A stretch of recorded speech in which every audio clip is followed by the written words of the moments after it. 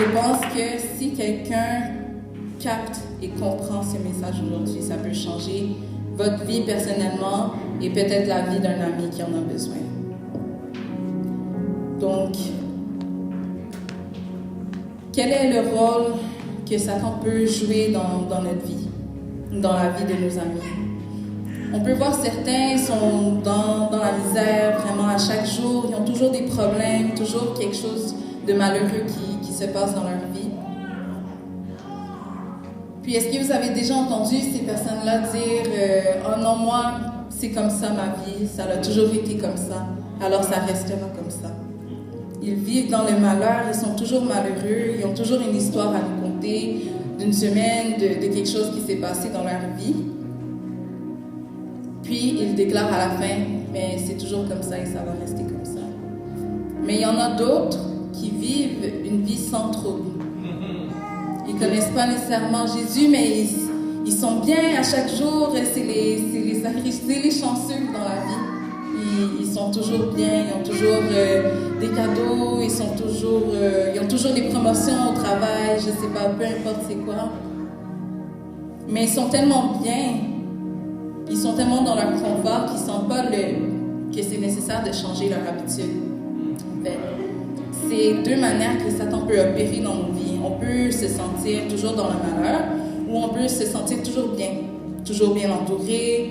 Et ça peut être le cas pour quelqu'un dans notre entourage aussi, famille. Il peut toujours se sentir bien, toujours dans une zone de confort. Le but de ces deux situations-là, c'est qu'on s'habitue tellement au moment présent de notre statut qu'on reste dans cette zone de confort pour même le futur. On déclare des choses, on se dit, bon, vu que je suis comme ça présentement, c'est sûr que plus tard je suis comme ça. Nous croyons que c'est vraiment la seule option pour nous, vu qu'on est bien, vu que ça a toujours été notre histoire, on croit que c'est la seule chose qui existe pour nous. Mais dans les deux cas, j'ai remarqué qu'on est prisonnier, qu'on vit dans le malheur, où on est toujours bien, on est prisonnier de quelque chose. J'ai remarqué que Satan joue ce rôle dans nos vies, soit de nous faire penser qu'on est bien, ou soit toujours de nous faire sentir mal. J'ai remarqué ça c'est la vérité. Mais pourquoi il joue ce rôle dans nos vies? C'est simple. Parce qu'il ne veut pas qu'on se tourne vers Jésus. C'est simple. Dans les deux cas, l'objectif est que personne ne se tourne vers Jésus. Parce que lui-même, il sait, si quelqu'un prononce le nom de Jésus, lui-même est soumis. Alors, si quelqu'un dit, non, c'est fini le malheur, je me tourne vers Jésus, c'est fini, il sait lui-même qu'il est soumis, il est obligé de partir. Pareil pour lui, la personne qui est dans une zone de confort parce que tout va bien, justement, l'objectif à Satan, c'est de le faire rester dans ces zones de confort, de le faire rester dans cette zone d'habitude pour pas qu'il implore le nom à Jésus dans la situation. Ensuite, pourquoi Dieu laisse quelqu'un dans ces situations? Alors, si Dieu existe, il peut nous sortir de ces situations, on n'est pas obligé de rester malheureux, on n'est pas obligé de rester bien dans le péché. Pourquoi il nous laisse? La réponse que j'ai pu trouver, c'est parce que il nous a créés libres de prendre un choix. Dieu ne peut pas forcer quelqu'un à se retirer d'une situation, on ne peut pas forcer quelqu'un de changer ses habitudes. On est obligé de prendre la décision de marcher, comme Maman Erin a dit, de marcher dans la bonne voie. Il ne peut pas nous forcer si on n'a pas demandé d'être dirigé dans la bonne direction. Au courant de la semaine dernière, moi et Justin, on est tombés sur un film vraiment intéressant qui a même inspiré le message d'aujourd'hui. Le film s'appelle God is not dead. Dieu n'est pas mort. On a découvert le film sur un réseau qui s'appelle PureFlix. Donc, c'est des films qui sont tous chrétiens, qui parlent vraiment de la vie, des gens chrétiens qui ont de la foi. Et on est tombé sur ce film qui a un extrait que je vais vous dire en français pour décrire c'est quoi le péché. Donc, un autre terme. Le péché, Essayez d'imaginer, essayez de fermer vos yeux, d'imaginer c'est quoi le péché pour une personne qui est dans cette situation. Le péché est comme une personne dans une cellule de prison, mais la porte est grande ouverte. Je ne sais pas si vous comprenez cette phrase.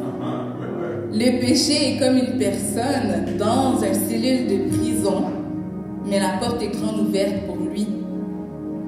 On peut partir, la porte est ouverte, mais on est tellement bien, on est tellement confortable dans la prison qu'on ne voit même plus l'importance de sortir. Mais le fait ne change pas, on est un prisonnier. On est un prisonnier, on est en prison, la porte est grande ouverte, mais on ne peut pas prendre le pas pour sortir de la prison.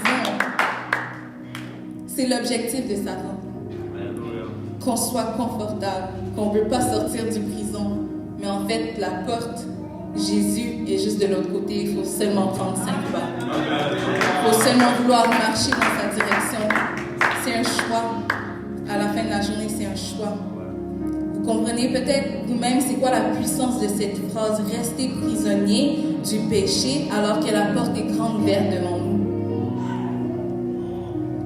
Dieu nous a fait libres de prendre notre propre choix, de prendre la décision de sortir du péché, de sortir de notre zone de confort.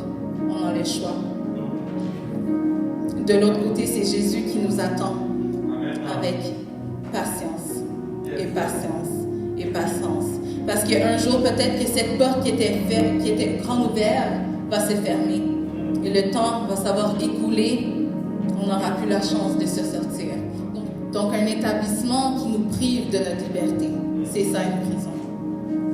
C'est comme le péché. Ça nous prive de notre liberté parce qu'on reste dans un même endroit sans bouger. C'est aussi un lieu quelconque où quelqu'un est ou se sent séquestré et enfermé. Donc, normalement, une prison, on peut pas bouger. On est resté vraiment condamné à un endroit, on ne peut pas avancer, on n'a même pas l'option de marcher. Mais là, contrairement à la liberté, c'est ce que Jésus veut, c'est ce que Dieu veut pour nous, la liberté. La définition, situation d'une personne qui n'est pas sous la dépendance de quelqu'un, donc c'est l'opposé à l'esclavage et à la servitude, ou qui n'est pas enfermé, opposé à la captivité. C'est rendre la liberté à un prisonnier. Donc un jour, on va avoir donné la chance à un prisonnier de sortir de sa prison, mais il faut attendre ce jour-là. Dieu nous a déjà rendus libres. Il n'y a pas de jour à attendre. On peut juste même ouvrir la porte s'il est fermé. Il n'y a pas d'attente avec Jésus. Elle est grande ouverte. C'est la possibilité de pouvoir agir sans contrainte. On est autonome et on est libre de prendre des décisions et des actions. Donc c'est ce que je disais avant, c'est que Dieu nous a créés libres. Il nous garde dans ces situations-là parce qu'il veut qu'on prenne la décision de marcher vers lui et pas de marcher dans les voies de péché. Quelques passages avant de finir qui nous parlent de la liberté. L'Éternel Dieu donnant cet ordre à l'homme, tu pourras manger, je lis un verset dans Genèse, parce que c'est la définition de là où le choix a commencé. L'Éternel Dieu donnant cet ordre à l'homme, tu pourras manger de tous les arbres du jardin, mais tu ne mangeras pas de l'arbre de la connaissance du bien et du mal, comme le jour où tu mangeras, tu mourras. Il a donné le choix à Adam et à Ève de manger tous les arbres sauf un arbre. Donc le choix était déjà là depuis le commencement. Et puis dans Romains 8, 1, il n'y a donc maintenant aucune condamnation pour ceux qui sont en Christ, en Jésus-Christ. Amen. Galates 5, 1, c'est pour la liberté que Christ nous a affranchis. Demeurez donc fermes et ne laissez-vous pas mettre de nouveau sous le joug de la servitude. Bien-aimés, nous ne sommes pas des esclaves. Nous sommes libres. À partir de maintenant, pas demain. À partir de maintenant, la porte est grande ouverte. Il faut seulement prendre la décision de la prendre. Amen. C'était le message aujourd'hui.